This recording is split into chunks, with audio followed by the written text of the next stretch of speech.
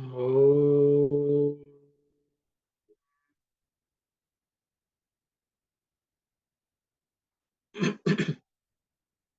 Sairam, everyone. Just to recollect, can you hear me? I don't know, something's wrong on my side. Yes, brother, we can hear you.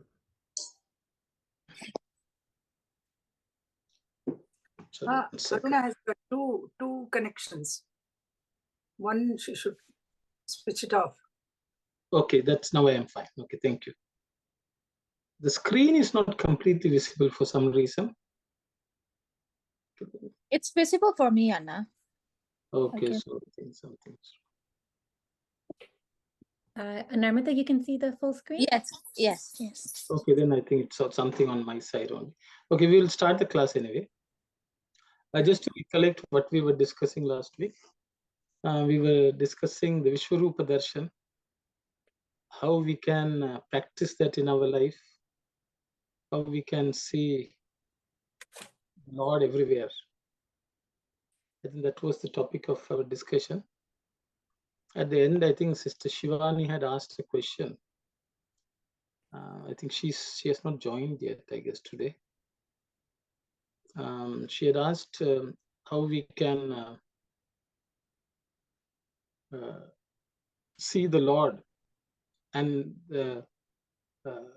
His presence in natural calamities.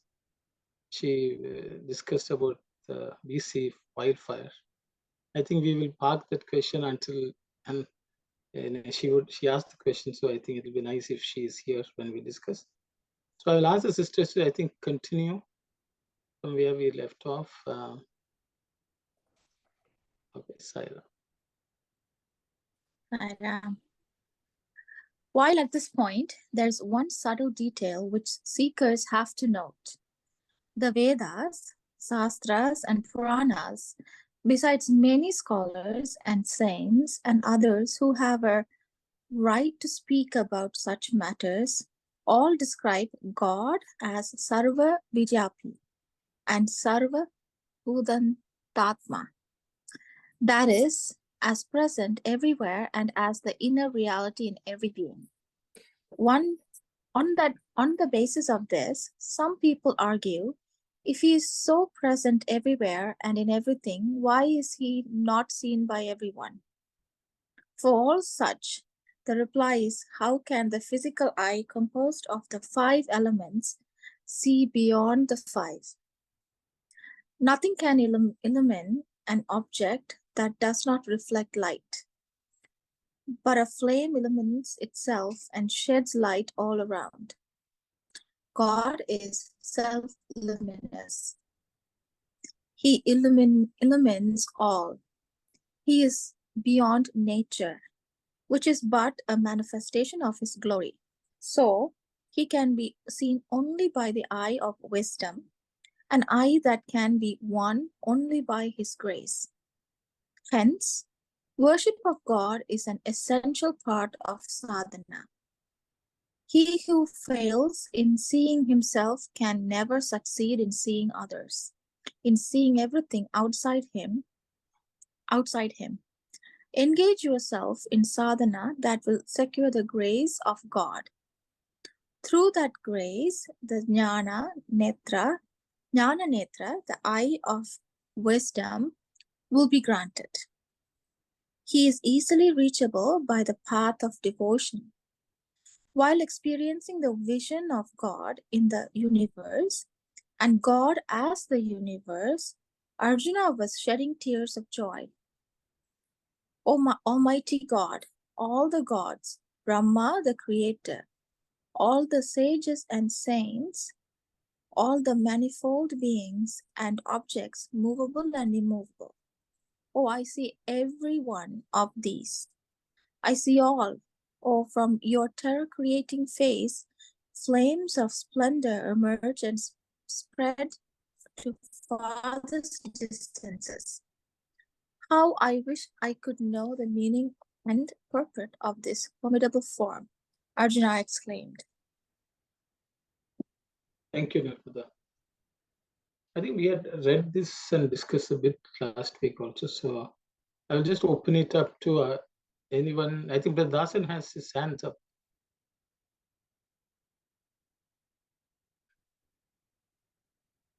I'm sorry, brother, may be wrong. Okay, brothers.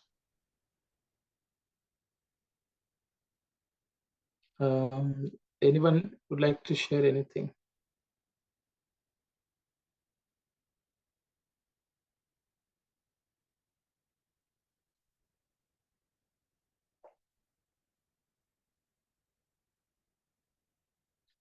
If you're okay, then I think why don't we move on if it's okay?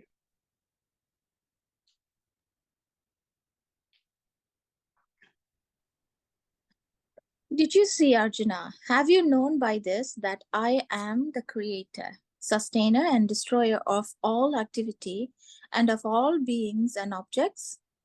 Have you realized that you cannot save anyone on this battlefield, nor can you kill anyone? You have no power to kill, nor have they the power to die by their own efforts. Living and dying are both directed by my will. I bear the burden of the earth. I create the burden. I relieve it, said Krishna, fondly patting Arjuna on the back and speaking softly to assuage his ecstatic excitement. This incident is the fine example to illustrate how God is bound by sincerity of devotion and how he bends to console and encourage his devotees. Just imagine, how could this Arjuna, who was so hesitating and nervous until he got ocular demonstration, like an ordinary mortal, face and conquer mighty heroes and masters of all arts like Bhishma, Drona, and Karna? They were conquered by his will. Arjuna wiped the tears from his eyes. He folded his hands in prayer. O Lord, I see the Vishwarupa which I had never before seen or heard about, or even conceived. I realize that it is the factual truth. Those terrific flames of splendor are scorching me. My body is sizzling under the impact of that glory. Present yourself before me once again, with the sweet smiling form of yours. I can no longer bear this vision. Father, resume your form. I cannot continue to look upon this, pleaded Arjuna. Thank you, sister.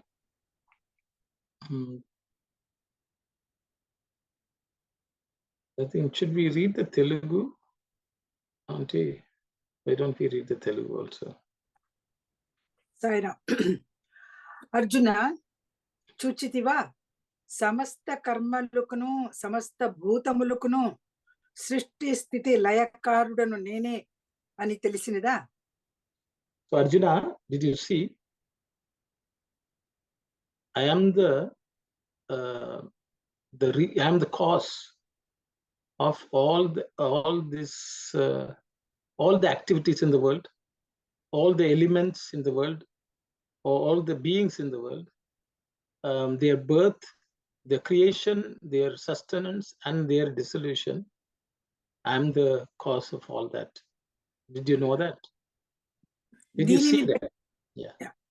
దీనిని బట్టి ఈ యుద్ధ భూమి యందు చేరిన జనులను కాపాడువాడు కాని సంహరించుడు వాడు కాని నీవు కాదని తెలుసుకొమ్ము. So from this, you can understand that in this battlefield, all those who have gathered, okay, they protect. Who protects them? Who kills them? You are not the one who does that. Do you know that? Oh, you know that. నీవు నిమిత్త మాత్రుడవే. You are just an instrument. You are an agent. చంపు అధికారము నీకు గాని చచ్చు అధికారము వారికి గాని ఎప్పటికీ లేదు. You do not have the authority or the power to kill, nor they have the power to die. Never. సర్వము నాయందే నా సంకల్పమందే ఉన్నది. Everything is in me and it all depends on my will. భూభారం అణచుటయు, భూభారమును పోషించుటయు, భూభారమును వహించుటయు నా ప్రవృత్తి అని తెలుసుకొమ్ము. Understand that I am the one who reduces the weight of the earth. I am the one who nourishes the weight in this earth, and I am the one who carries this weight of earth. So those are my tasks. కృష్ణుడు వీపు నిముర్చు వాత్సల్యతో చూపుచు వణకుచున్న అర్జునుని ఓదార్చినాడు. So Krishna thus వీపు నిముర్చు, he is blessing him at the back. Oh, I see. He's patting his back. But he's caressing his back, I would say, and showing motherly affection.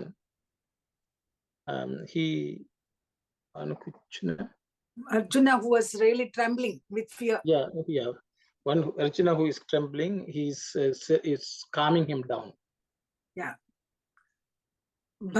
భక్తవత్సలుడు భక్త పరాధీనుడు అనుటలో ఈ ఘట్టము ప్రత్యక్ష నిదర్శనము, ప్రత్యక్ష ప్రమాణము.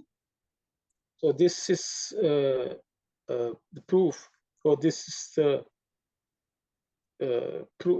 this is the proof of that the Lord is who has motherly love for the devotees, and he's the one who looks after the devotees. Bhakta Paradina. So he's under the control of the devotees. Bhakta Paradina. Kakuna. It can be visibly seen by this also. Yeah. Kakuna సామాన్య మానవుని వలె అదరి బెదురుచున్న అర్జునుడు ఎక్కడ? మహావీరులు, సర్వశక్తిమయులు, సర్వ విద్యా ప్రవీణులను అయిన భీష్మ, ద్రోణ, కర్ణాదులు ఎక్కడ?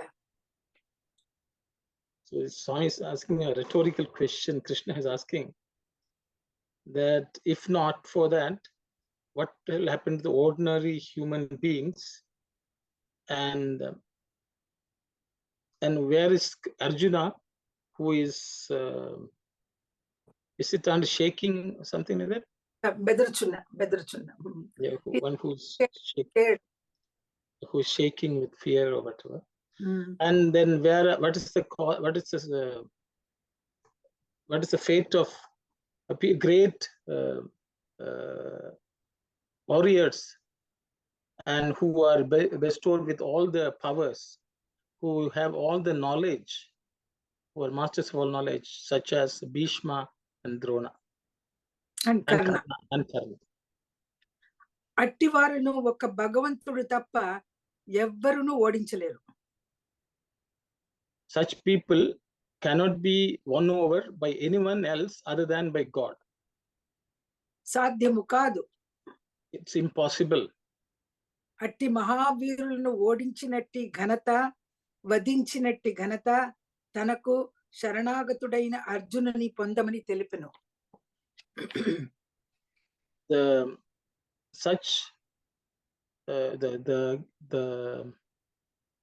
ability to defeat such great warriors, to ability to kill them,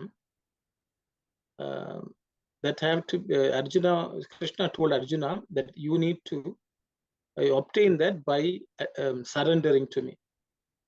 Sorry, auntie. Can we say it as credit, Ganata? What is it? ఓడించినట్టి ఘనత, వధించిన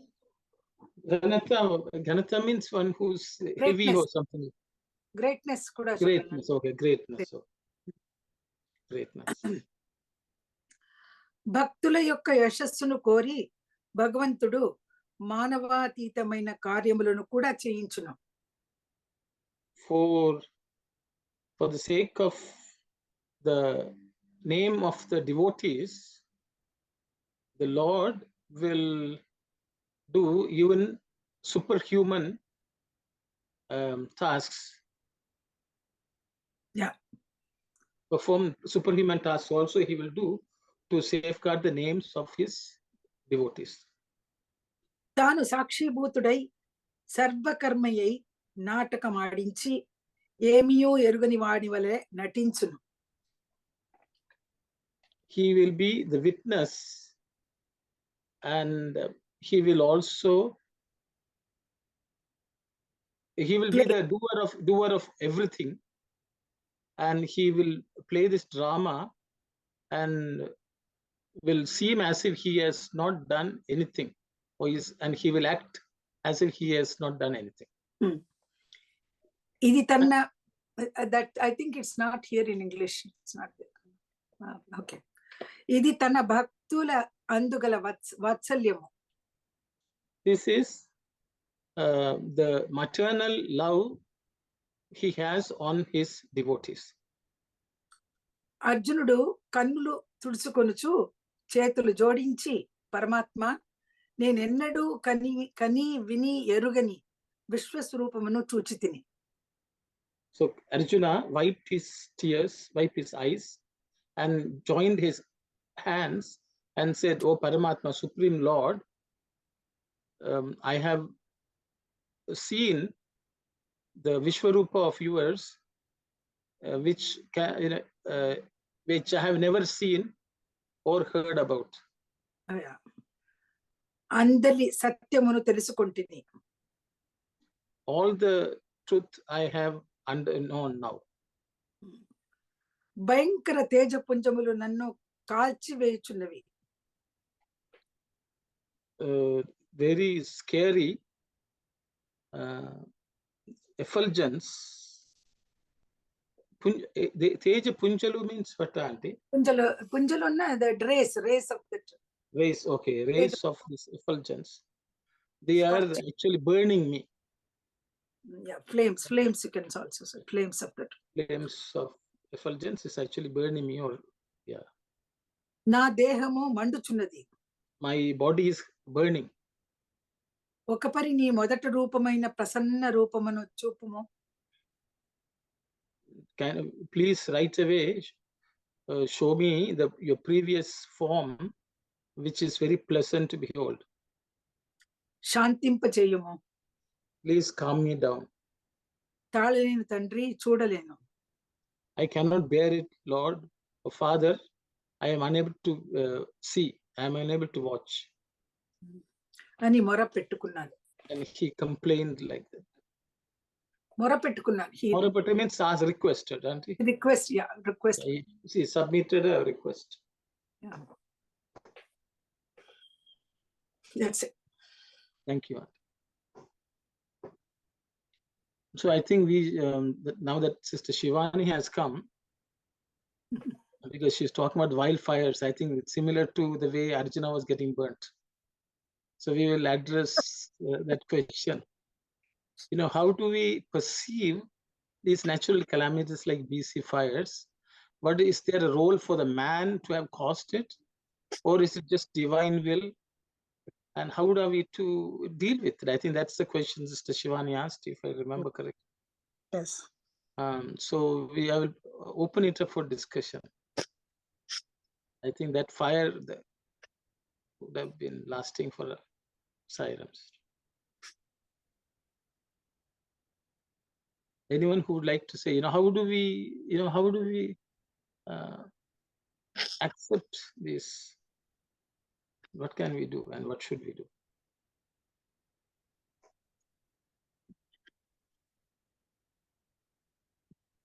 Sister Shivani, you had any thoughts? I am confused.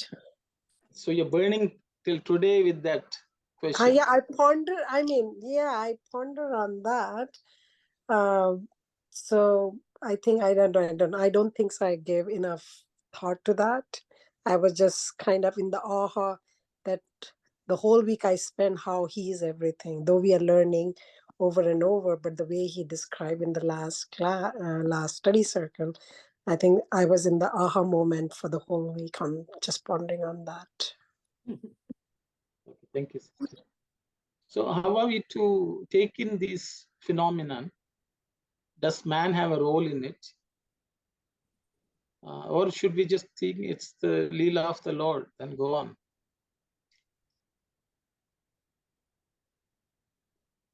Because I think the question came when he said, if I don't have the correct word, that he's a destroyer and he's a constructor as well, something to that effect. And then I said, okay, so if he's destroying, then when we keep saying it's man-made or all these calamities, what we are experiencing, man has contributed to that.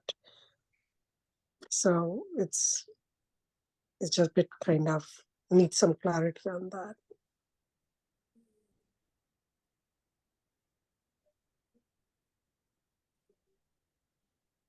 Anyone would like to share? Yes, Sister Aruna.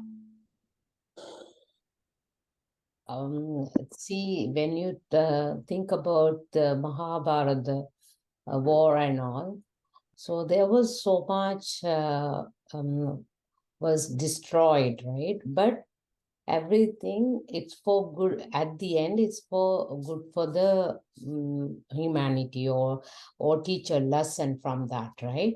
So this the wildfire and all is some kind of teaching on. We have to understand that is the reason it's happening. But we, of course, we have to understand the underlying reason for it, because the war happened with the Mahabharata is for Dharma. So same here, something we are not doing right, that's a thing the God is destroying. Or that that's how I will think, because for us to learn from it something.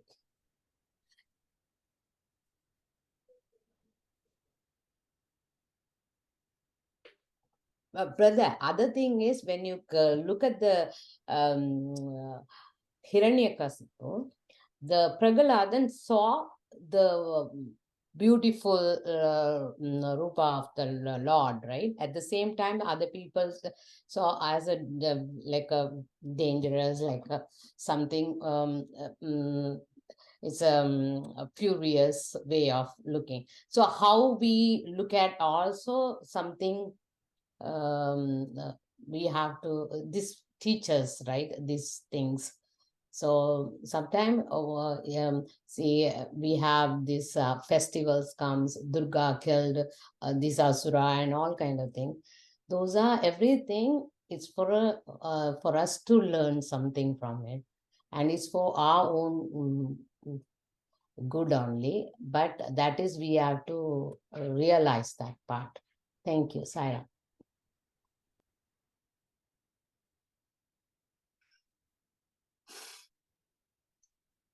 Thank you, sister. Anyone else would like to share something?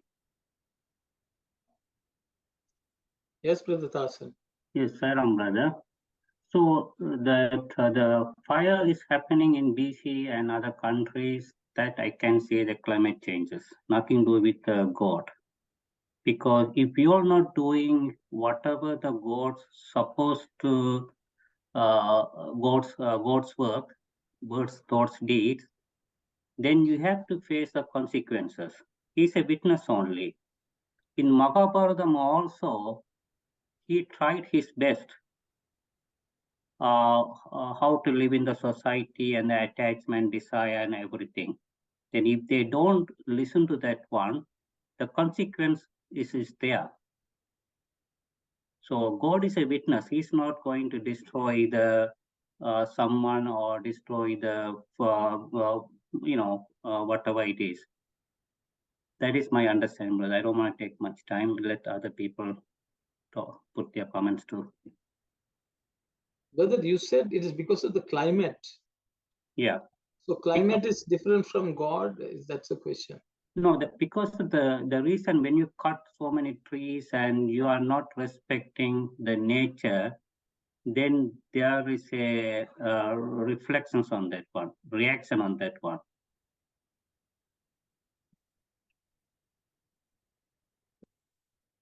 Okay. So I think again we will go back to Sister Shwani's question. Sister Shivani said, nothing in this world happens without him, the Lord. Even in the current paragraph slide, Krishna says, no one has the authority to do anything. Yeah, that okay. If you take a phone, it has a battery. Battery is giving the energy, and you have to know. Just imagine, Lord is the battery.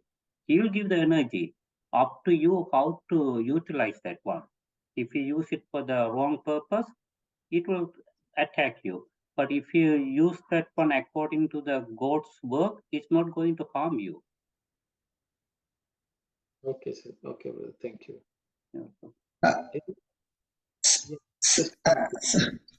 Sairam, I also have a little bit of thought that goes along with Brother Dasan.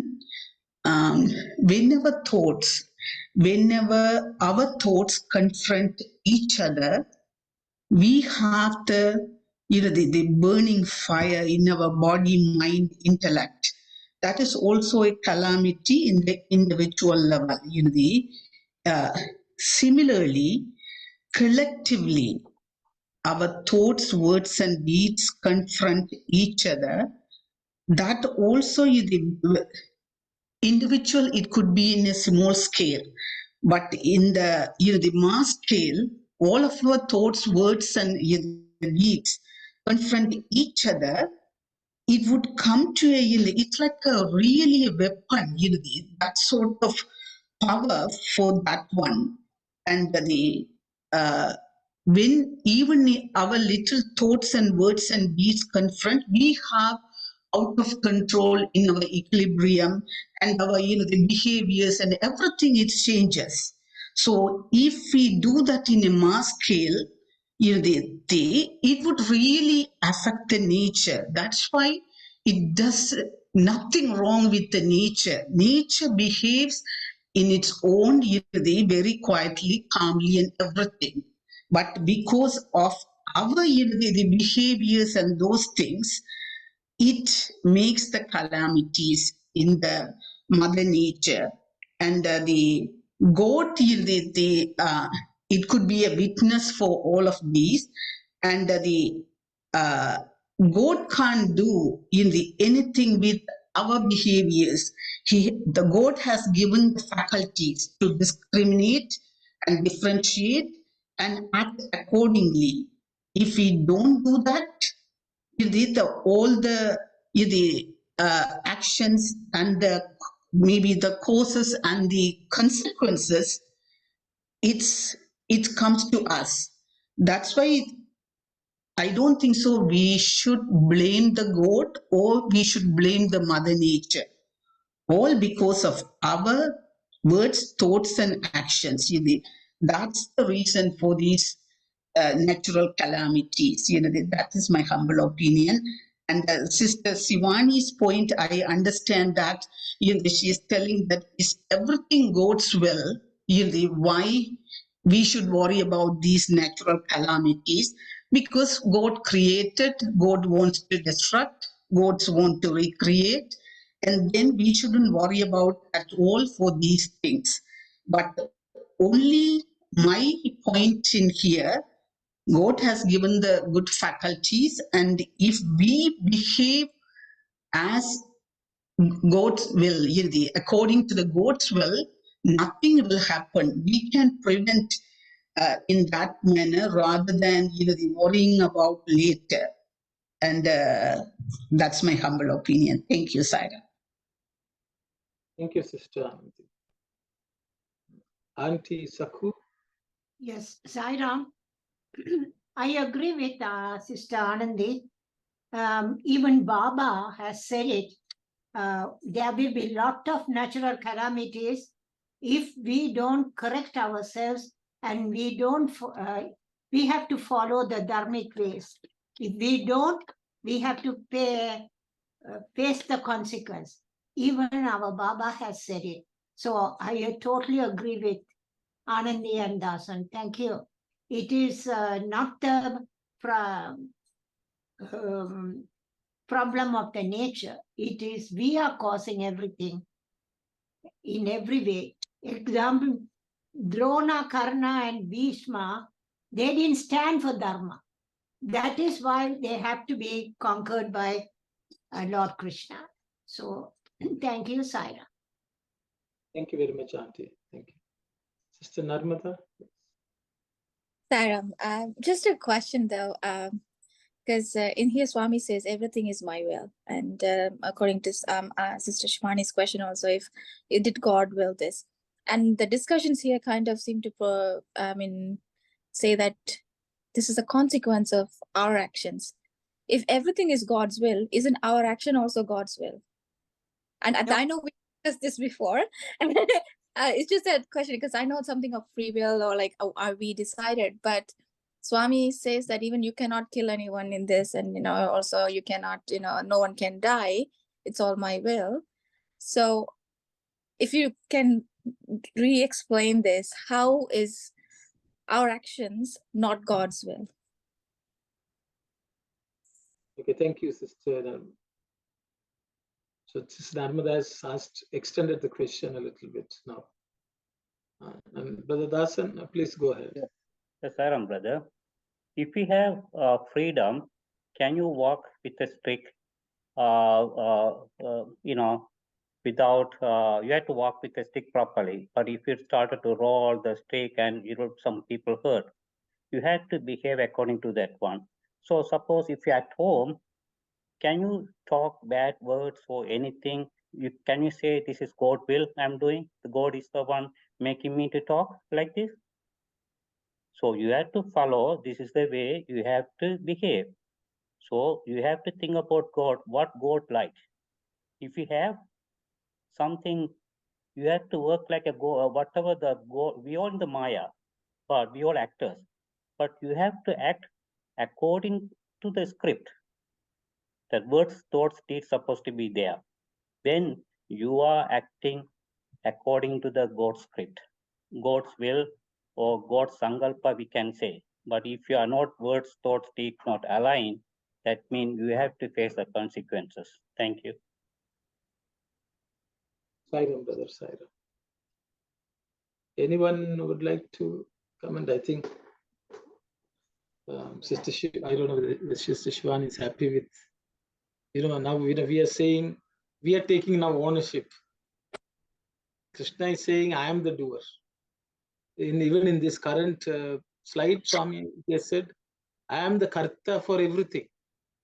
I am the doer of everything. Then we are saying, now we have to take responsibility. Is another stream of conversation which is happening. How do we reconcile these two? I think that's a question Sister Shivani asked. Yeah. So, Sister Shivani is still saying Krishna is doing everything. Then what is our role in it? Okay, I think that's the question, because she's trying to understand the passage. And in this passage, Krishna is not told you have to face the consequence. Also, Krishna has not told. He has not told Bhishma has to face the consequence. Also, he has not told. He has made. We are ultimately we are just trying to understand what exactly is Krishna saying. And so, how do we apply this principle? I think the principle that the climate is changing because we are doing all sorts of things is every news channel is now talking about it. They will say climate risk and all that, what to do. But Krishna is saying something completely different. What do we understand from this? I think it's the question from Sister Shivan. How do we apply this principle in our life when we encounter such natural calamities? And I think Sister Anand said we should not blame God. We should not blame nature. I think then that means it leaves us to be blamed. But and it's not blaming, it's just, as you said, it's to understand what he's saying there. Exactly, sister, exactly. So sister is trying to understand what exactly is this, when this phenomenon, okay, yes, we are only causing the problem. We all understand that. All the Krishnas who appear in the news channels are telling that. All the scientists are saying this today. But Krishna has told, I am the killer. I am the one who can kill Bhishma. I am the one who can kill.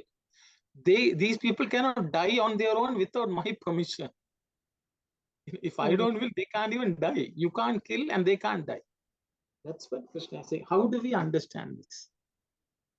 Yes, Sister Aruna. Brother, see, in our life, when we go through pain, okay, without going into the calamity, that big picture, we'll take our individually. And when we go through pain, then that also given by Lord, we have to think. And you have to learn from it. And you have to see the God in that too. When there was a story you have mentioned in the study circle before, a person only had a source of income from a cow. Even that cow was taken out to think of the Lord. So every pain, everything is from the Lord. It's giving us for us to learn the right thing. At the end, we have to. It has to is teaching a lesson for us how to behave. That's how I would say. Thank you, Sairam. Sairam, thank you very much, sister. I think the story from the Sai Satish, I don't think anyone will forget now. That's why no one has cow at home now.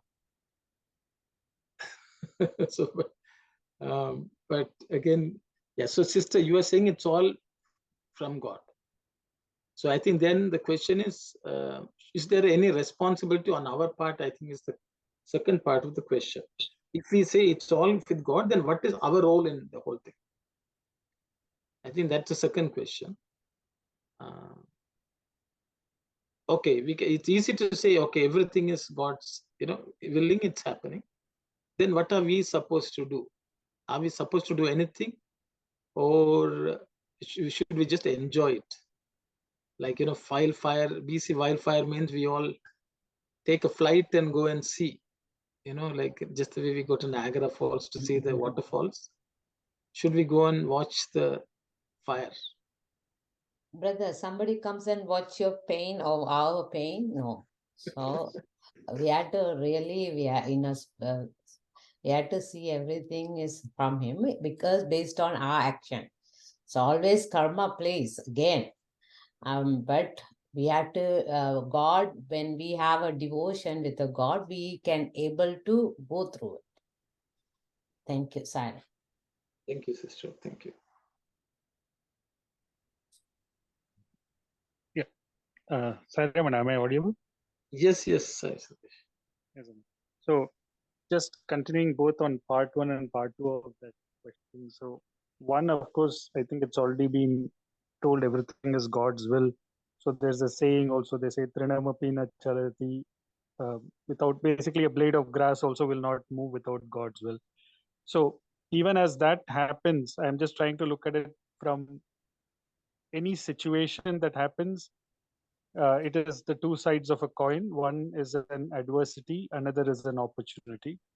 Adversity is, of course, getting into shining the coin of blaming God or blaming nature, blaming humanity in general, the way the world is working. And other part is, now given that the adversity has happened, what is the response that comes from my end as an individual? The thing, whether earlier we had talked about the Ukraine war, and now we are talking about the wildfires. So from time to time, obviously every time we have some situation that comes up, and how am I as an individual responding to it? As at an individual level, am I including everybody in my prayers that I am having at my shrine and praying for samasta loka sukhino bhavantu on a day-to-day basis? At the center level kind of a thing, are we coming together and having that part of a thing where we pray in general, in addition to whatever we are doing, and added prayer to that effect? Because at the end of the thing, what do I have in response to that thing? We can see from this paragraph itself, it's been purely Lord Krishna's mercy and love for that devotion and surrender that Krishna had, that Arjuna had, that made him respond. So God's, man's greatest or humanity's greatest strength is that of prayer. So holding on to that prayer, how much can I do? In addition to that, over and above that, if some relief can be done, and all of those activities, of course, are things that can come. So it's more about how do I react to it, or do I respond to it? Do I start a blame game about it, or do I start seeing what is it that I see in it, because in the broadest scheme of things, because I see a particular thing happen at one point in time, I call it bad or good. So I'm not calling this wildfire kind of a situation good, but over a broader point in time, we do not know this whole sequence of action, reaction, cause and effect that go in a cyclical fashion. So that is not understood by us, because I see it only at one point in time and I call an event bad or good. But we also know certain other stories where it is in the broader scheme of things, how it happens, it may be different. So at this point in time, anything that happens, if I see that something is more of a thing that is happening on the negative end of things, how do I contribute to make it positive, whether it is through thought, word and deed, or any other fashion that I can stretch beyond? That's the kind of thing that's coming to me, Sai Ram. Thank you very much, Sai Satish. Thank you. Any other thought?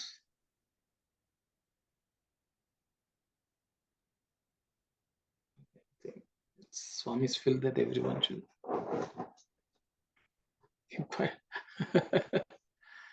So, just to go back to Sister Shivani, maybe I will share my thoughts, while listening to you all.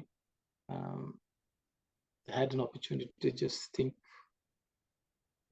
As Brother Sai Satish said, we attribute causality to various things. That's a reality, that's a human nature. If there are natural calamities happening, one thing is about wildfire. What about earthquake, avalanche? These things happen around the world everywhere. Continuously, actually, they have been happening. It is that in different parts it happens. Do we our actions contributing to some of this? I'm sure to some degree they may be contributing. Ultimately, the reality is we are all concerned about it because it is hitting close to home.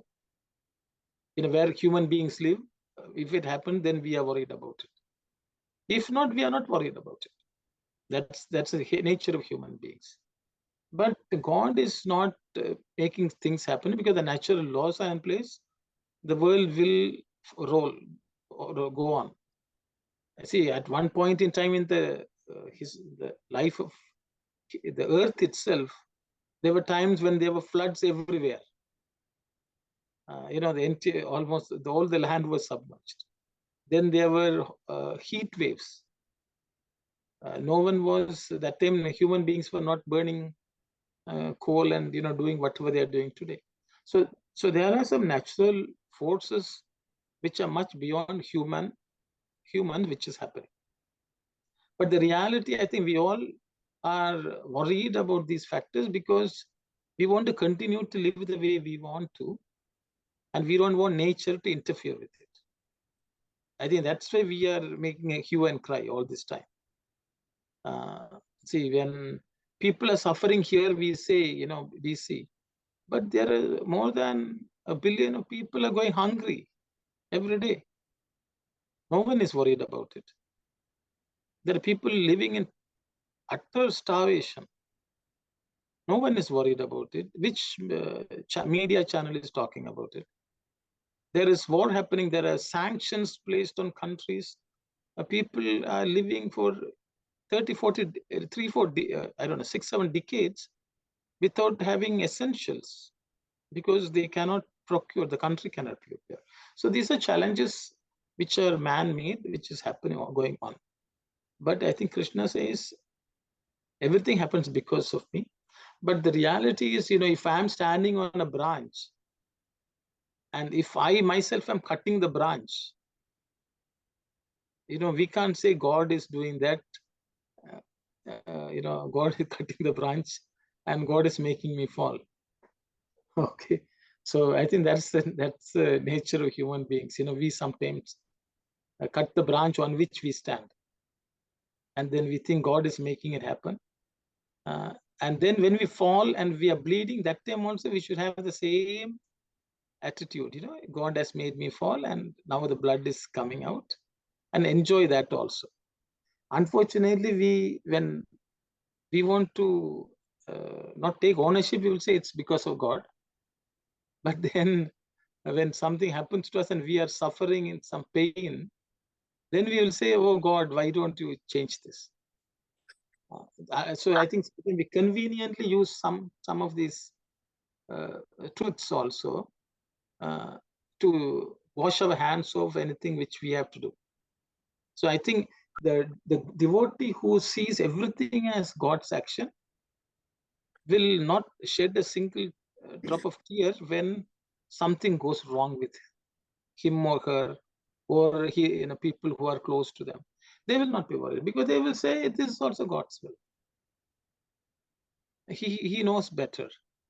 I will just accept it. So they will be in a position to really witness the Vishwarupa Darshan. They will say this also, the Lord is doing. I will do. But the thing, I think, then the second question comes is, what is our role in it? For example, if there's an earthquake has happened. But if people are suffering, then we need to know what we should do.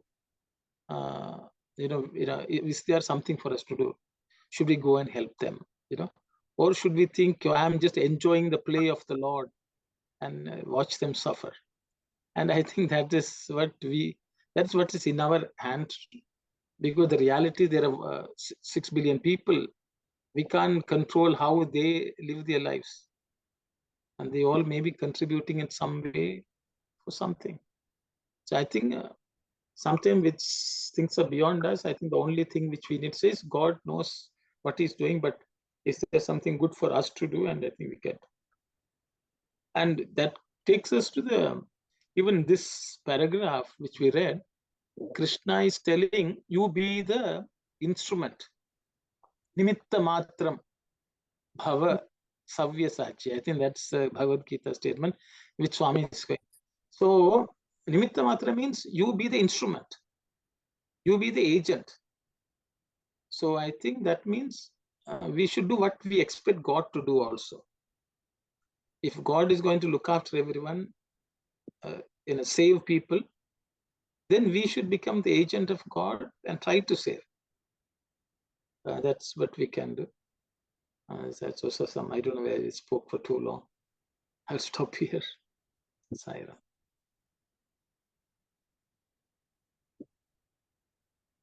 I don't know, Sister Narmada, Sister Shivani. You all have to now say whether, No, whether thank you. I think we have discussed in the past. I totally forgot. It was alluded the same way. Yes, we have our role. We are instrument. What are we learning on each situation? Am I creating less garbage? Am I praying towards that? So am I improving and not contributing to that fire, not contributing to, to get things worse? And what at a minuscule level I can improve situation within my capacity. So, and accept whatever which is beyond my capacity. I can't do. I think, yes, you have mentioned that in the past. I forgot, but thank you so much for reminding. Thank you. I am Sister Saira. I think Sister Narmada is also shaking her head or nodding.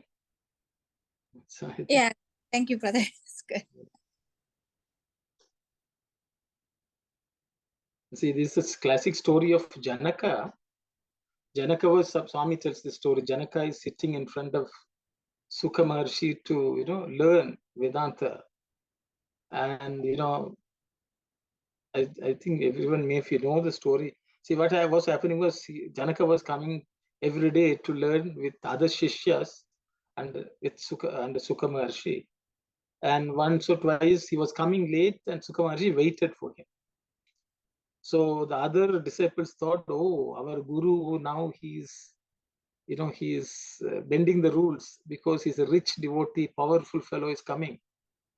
We thought he's beyond all attachment, but he seems to be affected by this. They started thinking. So one day, when everyone was there, Sukha Maharshi with his tapas, tapasvic power, made some fire appear somewhere in the distance.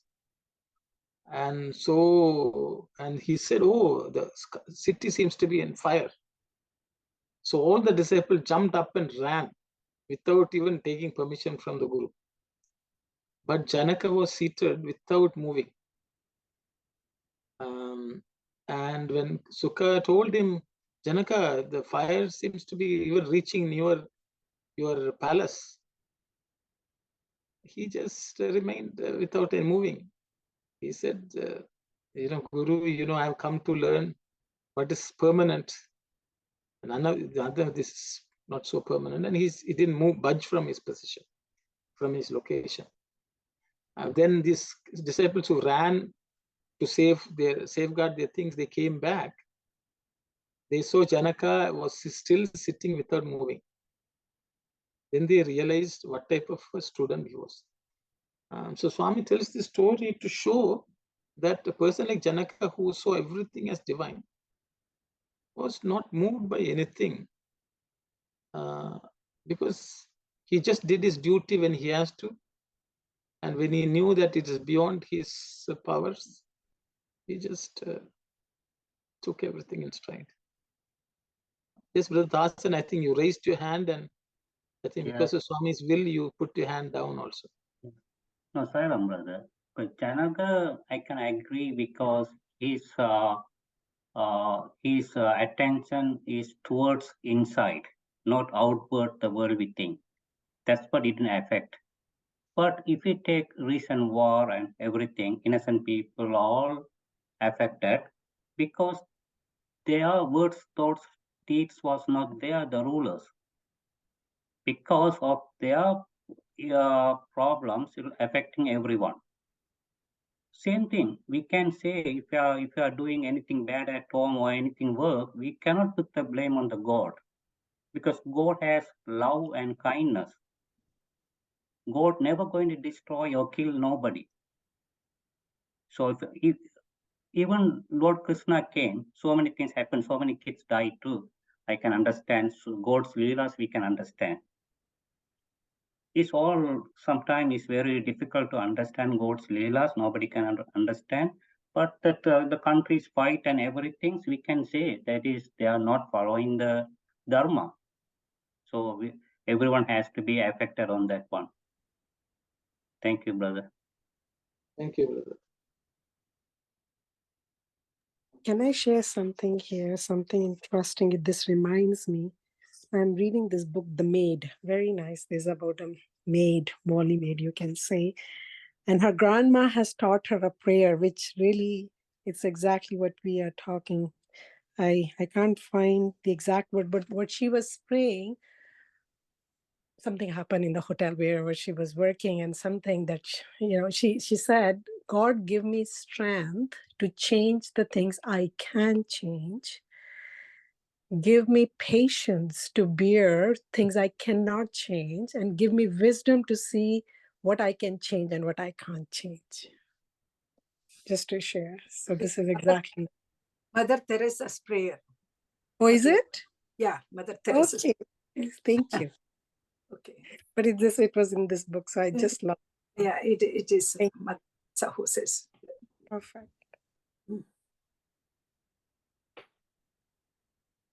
Thank you, sister. Yes, Sister Aruna. Sairam, brother.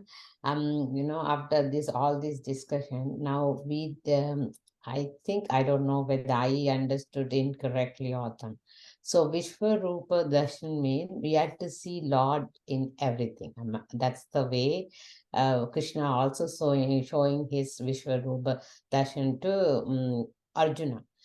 Why Arjuna saying, I cannot bear it? Why? And asking to resume this poem.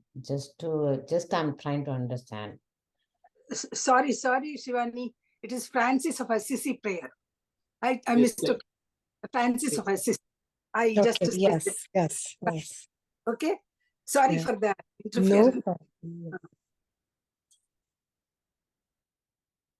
Yes, Sister Aruna, you can go ahead. So I just wanted to know why he's asking that, and what state of mind he was asking, and I'm trying to understand, because Vishwarupa Darshan, to see everything, the God pervade everywhere, and Krishna was showing him everything within him. Okay, thank you, sister. Oh. Thanks for the question. I think this was a question Sister Kalyani had asked, and I think she has the answer now. No, until, can you please explain it again?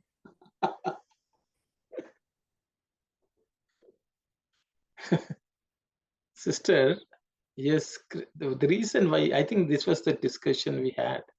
See, Arjuna asked this darshan from Krishna. And Krishna knew that Arjuna is still not mature enough to see the darshan. Okay. So, but he gave him a glimpse. Oh, I got it. He Okay. asked for it without his realization. Without being ready for it. Ready for it. Okay. That's Okay. why, okay, he couldn't take it. Okay. It's like, so the example I gave was, you want to drive a car on 401.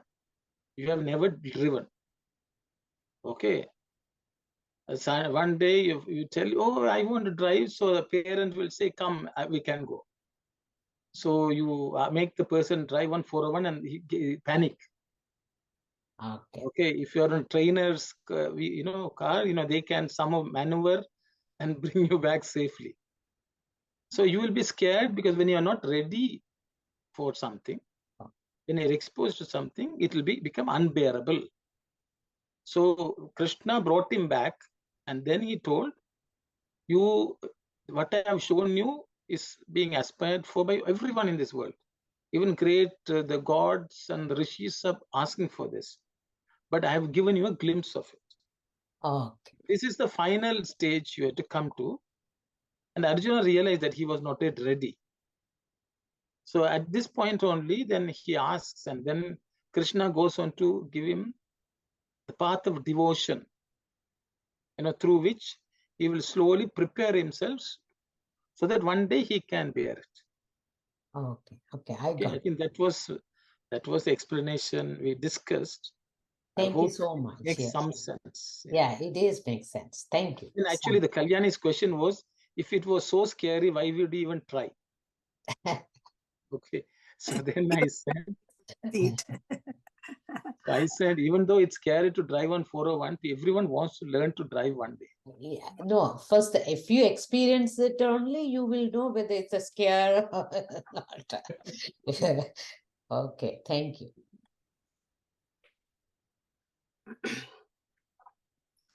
So according to you, Arun, it is partly human beings' mistake. And I feel the natural calamities which you express, that, and all these floods, this earthquakes, or anything which is beyond our control, they are all beyond our control. It happens because Krishna himself says, I am aparakriti, apara prakriti also. I am the 5 elements. I am in 5 elements. So actually, the creation, sustenance, and dissolution have to take place. And when it comes to dissolution part of it, it has to go there. And then it's a beginning for the creation also. So it's for the beginning of the creation. I feel this is my opinion. Thank you very much, Auntie. Thank you. See, Swami is actually in the translation, the first paragraph, I bear the burden of the earth, I create the burden, I relieve it also. Okay. One way God relieves this, bring about certain form of destruction. Auntie, you are... Bhubaramut. Exactly. Bhubaram. It's called Bhubaramut. He comes and then takes that baram. He relieves that baram, that heavy burden. Partly it is our mistake also. Our human fault is there for these wildfires or any calamity. But at the same time, it is Lord's wish also, which takes place there. Yeah, on this topic, because these things are very close to home for us, so we think about it. They say in the jungles, in the forests, there is always a cyclical movement among the preys and the preyed. For example, what they say is the deer population will reduce and the lion population will increase. And once the lion population increases, the deer population decreases, the lions will not have much to eat. So their numbers come down. And when their numbers come down, the deer population increases. So the balance is maintained by the Lord. My God. Balance in the nature is maintained by the Lord. Brother, there's one thing what we experience about these kind of things, that I think based on our karma. Exactly. Okay, it happens. But are you part of it or not? It's based on your karma. See, so when you do, yes, that's how. So for a jnani, there is nothing evil. For jnani, there is no suffering. For them, there's everything is because there's no duality. He's not no duality. Yes. Exactly. If there is no food also, they won't be sad. There is food also, they won't be happy. They will just go through life as it comes. And they don't blame anyone. They don't blame God, they don't blame nature, they don't blame other people also. Or they don't blame themselves also. That's the state of jnani. He will say, this is the leela of the Lord, I will just accept it. Which is what the great devotees did. Prahlada, all of them. They didn't blame anyone. They just say Narayana, that's all. So Sai Ram, brother, that means if you want to put it in a nutshell, because we are thinking about the Prakriti and our body consciousness, that's what we are worried about, all these problems. But if you come out from that one, nothing. Thank you. Sai Ram. Sai Ram.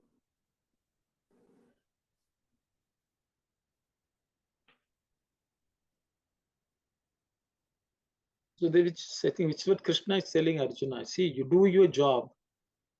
I'm the one who kills. I'm the one who, but you are assigned a role. Just perform it. And I think that's... So ultimately, brother, our responsibility is to do our duty with a good consciousness. That's it.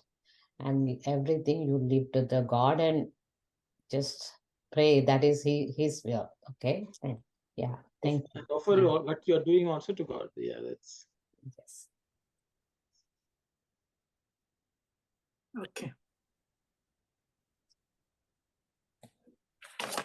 Next.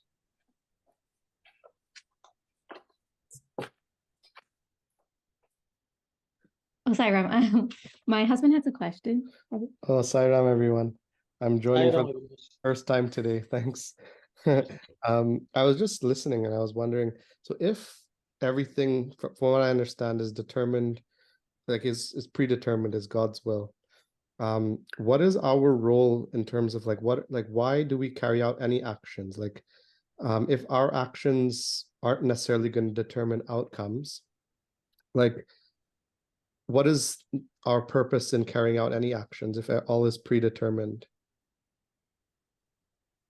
Okay, thank you. Thanks for the question, Avinash. I will open it up for others too. I think a couple of people had suggested a couple of things, I think, but anyway, I will open it for anyone. So if everything is done by the Lord, what is our role? Is there anything for us to do? What are we to do? Very good question. So my understanding is, I'll try. This is my little brain, which understood why what we have learned in past chapters in Geetha Vahini. Once you take human birth, you have to do action. Even when God came in different form, Jesus or whatever, every man has to do action. So that is one part of it, that we have to act. The second layer of it is, if everything is predetermined, and I guess my daughter has asked me if God has decided I want to be an engineer or I want to be a doctor, so let me just go with the flow. I don't know. So I said that what you don't know. So you have to put efforts. You don't know what is written, but if you don't put efforts, you don't know which door will open. So it's like a game for me. We are in a game where whichever door you open, it has that destination written for you. So it's up to you which door you open, and then you work towards that goal. I don't know, does it make sense? But that's how I have convinced myself. Thank you very much, sister. Thank you. Brother Tasan. Yes, I am, brother. So we have to understand the same answer all the time. We always talk about we are divine sparkle. So our goal is we have to merge with the Lord final. That is the Geetha also talking about. The easiest path is the karma, because our action. Whether you like it or not, you have to do the action every day. But whatever the duty you're supposed to do, when you do that, you will merge with the Lord. But there's a three kind of Lord divided. One is Niskama karma, Sahaya karma, Akarma. Niskarma karma, you surrender everything. That Lord is the one doing everything. I am the instrument. So definitely there's no ego, there is no body consciousness, because you surrender everything. Then you are going to merge with that. Sahaya karma, you like the fruit of the action. So you have to go through the problems, whether good or bad. And akarma, when you do the bad, the other consequences, we don't need to explain. So main thing is, do your niskarma karma, surrender everything, you're going to merge. Thank you. Sairam, brother. Sairam.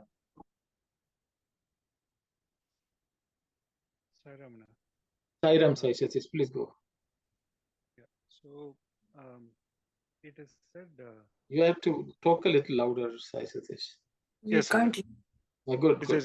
Is it fine now? Good. No. Yeah. So it is said, yoga karmasu kaushalam. Yeah. So the purpose of action is excellence in action. Whatever we do, if we can do it 100% to the best of our ability, and offer it, if you're offering it to God or whomever we call that higher power, however we want to address that as, the whole purpose is excellence in action, and then just offering it. Of course, it extends to the part of karma phala tyaga and all of that, where we don't look forward to the fruits of that action or the whatever is coming off. But whatever I do at this point in time, I am in this study circle. Am I 100% present in the study circle and giving myself 100% to this discussion and being in the moment and enjoying it completely? That is for me excellence at this point in time, to the best of my ability. If I can do every action in that fashion with that complete thing of achieving that excellence in whatever I do, for me, I take it that would render every action as an offering to the divine. Sairam. Thank you, Sai Satish. Anyone else would like to?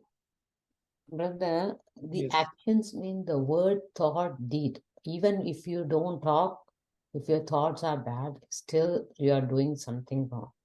So at the end, yes, as previously said, niskama karma, that also you have to do with your synchronize with the Lord only, without expecting anything.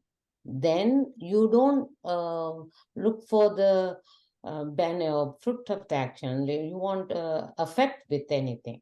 So that kind of action only we have to do it. That's the way only you won't be affected with anything. So that action is not only just why what you do, perform or anything. It's not only that. Even the breathing is an action. So you cannot refrain from action. So you are doing action, even with your knowledge or without your knowledge. So only thing we can do, we offer everything and do it with a good intention. And your word, thoughts, deeds has to synchronize with that. Thank you, Saira. Thank you very much, sister. Any other thought? Sairam, I also think Swami beautifully said, and even the other, the wisdom people also said that idle mind is a devil workshop. Similarly, if we don't think anything good, maybe all of the bad things, it would be coming to our mind. Similarly, if we don't perform anything, maybe if we don't do any action, maybe I'm just trying to the why Avi has asked this question and put it in my mind, why we have to really do an action, if we don't take it, everything is same and the God's will and this and that. And if we have something in the sad thing or bad thing, we always think that according to the God wills, this has happened. Anything in the good thing happen, immediately our mind, it would say oh, because of my hard work, because of my dedication, because of my something, I have achieved this one, and we will be momentarily, or maybe a little while, we will be so happy and and oh, I have achieved something, and that sort of happiness, it would be coming. If something sad, we always tries to blame someone else, or maybe we will think that maybe God has done something for me, and this and that, and the action, everybody, maybe the other brothers and sisters, they have nicely explained, we have to do the karma according to even the Bhagavad Gita, or Swami nicely said, as long as you are taking this human form, we have to do some actions. That's a karma theory and those things. If we don't do that, we don't belong to this human category or something. So I am thinking that good or bad, we should do the actions.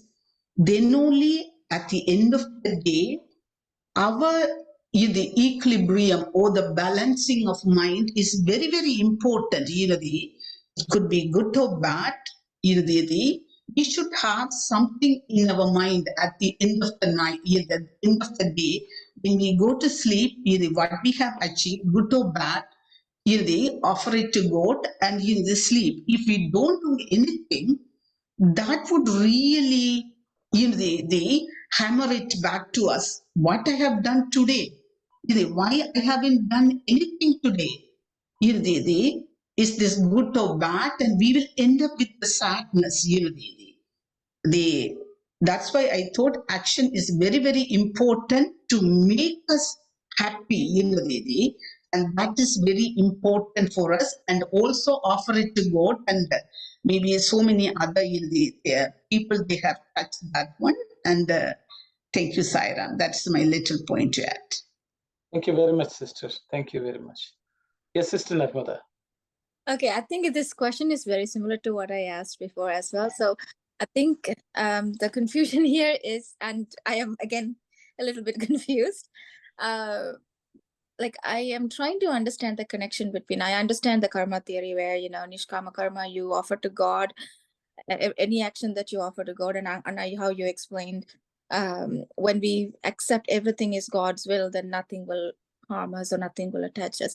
But what I'm unable to understand here is the connection. How is our action is God's will? Because Swami says here, if nothing will move without my will, or nothing happens, and yet we seem to have this free will to decide and seem to have a choice. Like Sister Shivani said, open this door, you can go become an engineer, or that is your destiny, or here, something like that. So how is this free will of ours is connecting with God's will? If I explain that correctly. Yes, I think yes. So you, yes, I understand. So I think you're sort of taken that question and slightly put another angle to it, which is basically, okay, the reality is we are also acting in this world. How can we ensure that our actions are aligned with God's will? Because after all, God's will is making the world go on. Various things And happen. it's also here another where the way maybe I misunderstood it the way I read it, it's like nothing is our will, everything is God's. That's what Swami is saying, right? So then we are saying we have a choice here. Even that piece I'm unable to understand. Yes. What is our choice and what do we do? I think that's the question. Oh, like, yeah, like what is our part in it? To the point that Avi here just asked us, like, where is our will come in, or do we even have a will? Kind of. Very nice question. Very nice. I think Sister Ananti has also addressed some of it. So maybe I will see the reality in this world, and the Krishna is already explained. I think we have discussed before. Whether we act or not, even when we resist from action, that is also action. When we say, okay, I'm not going to do anything, that inaction is also action. So the thing is, as long as we are alive and as long as we are breathing, we are engaging in some action or other. That's a reality. Swami has nicely explained this in a few discourses. He says human being is always after three things. He's after Sharira Sukha, Manas Shanti, Ananda Prapti. Okay, these are three things human beings are always striving for. Sharira Sukha means physical comfort.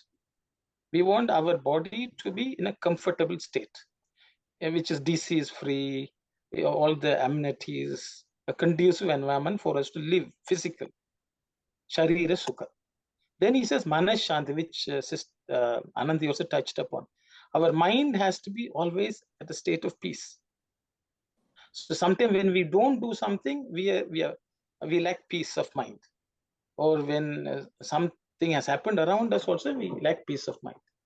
Then the third thing is Ananda Prapti, means real attainment of bliss, which Swami says actually is only felt in our heart. Okay. So one is at the body level, one is at the mental level, one is at the heart level.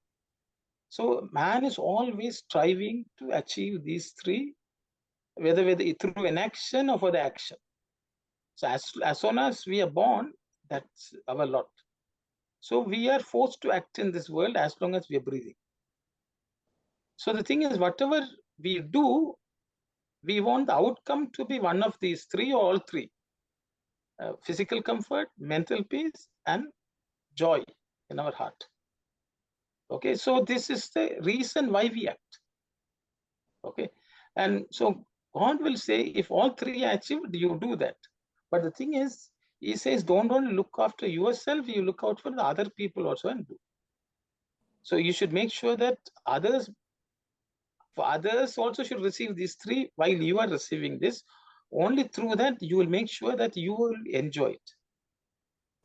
But I think, see, the classic example for us is in the Ramayana, what the squirrels did when the bridge was being built. The squirrels very much knew that they are not building the bridge. Mm-hmm. They very well knew they are not building the bridge. They knew only Rama will make it happen. But they wanted to enjoy that feeling that they have also contributed in some minuscule way, dropping a few grains of sand on the bridge. So when God is always building a bridge, we should take part in that activity by sprinkling a few sand grains. So the thing is, what does always God do? He looks after everyone. He helps everyone. He nourishes everyone. So if we do anything of that nature, we are also taking part in God's will. Because God doesn't do for himself. He does for everyone. So he will say, put everyone else first, God first, everyone else second, and you last. This is God's phenomenon. So if we act in any such way to attain these three things: physical comfort for ourselves and others, mental peace for ourselves, others and ourselves, and joy for others and us. So this is the reason why we act. So then we will say, then God will say, I can only put the food in front of you, but you have to eat. That is the extent of free will. It's like you take the horse to the water, the horse has to drink the water. Okay, so our role is to drink the water. To that extent, if you do, we have done our part. So our free will only to that extent, because we can't control the 6 billion people. How they at home itself, we can't make people do what we want. Okay, we will. Okay, so that is so. By thinking about the whole world is just futile. Okay, so even we ourselves, our own mind is not listening to us. Okay, so when this is the Lord, so I think we have to act so that, as Sister Anandi has also nicely said, we will be able to go to sleep every day with this in a nice, full heart, peace of mind, and physically comfortable. So for that, we have to strive while making sure others are also getting what we have to do. And that through that way, whether we do it or not, God will do his job. But what we can derive from that, for that sake, we will act. This Swami has nicely, actually, I'm just repeating what we studied about, I think 8-9 chapters ago, and we discussed this topic actually. But it's revision. We are a good student. Sairam, sister? I'm saying we are a very good student. Yes, Brother Hassan. I think Uncle Gopal Chidambaram, I think, raised his hand. Raised his hand. And then he put it down also. Sairam. Sairam, Uncle. I just want to add a small bit to it. It's we have an old story. This man is taking advice from another guru, and he says, "Don't worry, God will always protect you." And if you keep chanting the God's name. So this fellow was walking on the street, and a mad elephant was running right in front of him. Story. So, and he was chanting God's name, but still he got crushed by the elephant. So we have to use your mental discrimination to run away at that time. But if you say God will save me, then you have to also face the consequences. Yeah. And at the same time, why didn't you listen to the Mahot who was warning you that the elephant is coming? That's also God's wish. Yeah, he asked him. The Guru asked the student. Thank you. Yeah, I think I also remember the story. The Guru said, everything is Atman, So he was walking and he saw the elephant. He said, that is also Atman. I am also Atman.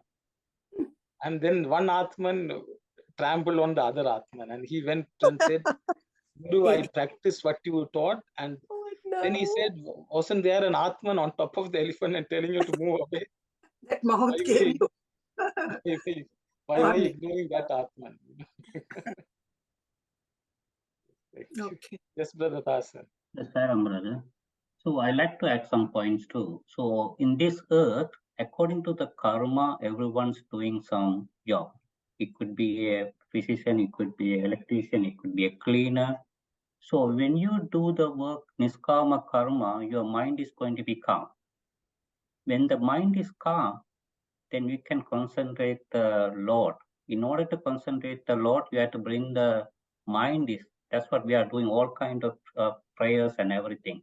The best thing is niskama karma. So you don't need to go and do the meditation. Just if you're going to work, just think, I'm doing the Lord work. Then you don't have body conscious, you don't have ego and everything. You surrendered everything.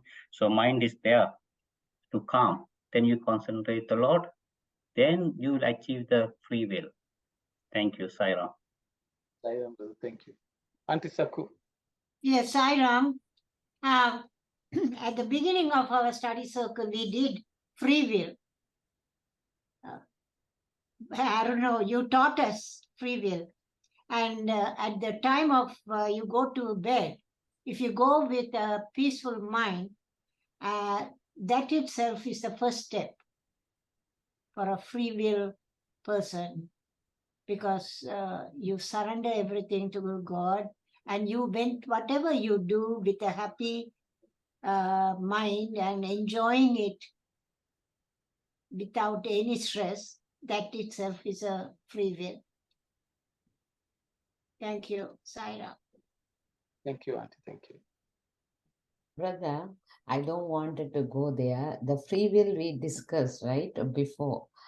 But that is not the topic here. But I'm just saying, at the time you don't need anything, right? When that stage comes, when you understand that everything happens with the Lord, and your state of mind is, then you don't enjoy your free will at the end.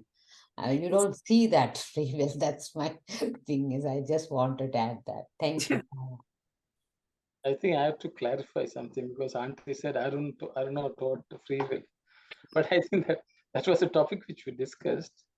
And I think the excerpt from Swami's discourse was that we have will, but it's not free, because it has certain limitations.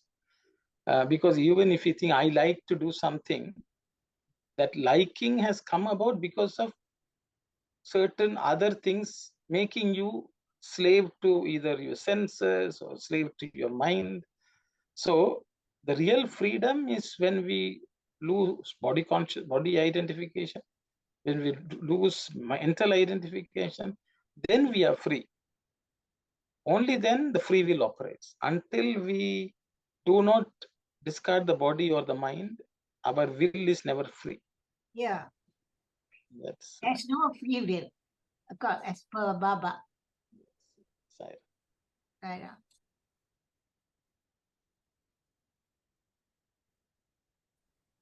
Anyone? It's 4:27. Yeah. We are not free to continue. After 4:30. No free will to continue now. So I don't know. I hope Avinash is satisfied with the discussions and input from everyone. Avinash has to continue coming to get into depth of that answer. Yes, Sairam, thank you for all the input and answers.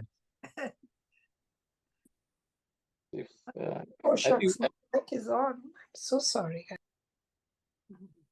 I think so. It's 4:28. So I think we'll close today, and we'll continue from next week from where we left off. Sairam, everyone. Thank you. Om Samastaloka Sukhino Bhavantu. Samastaloka Sukhino Bhavantu. Samastaloka Sukhino Bhavantu. Om Shanti, Shanti, Shanti. Sairam, everyone. Sairam. Thank you, Sairam, Sai.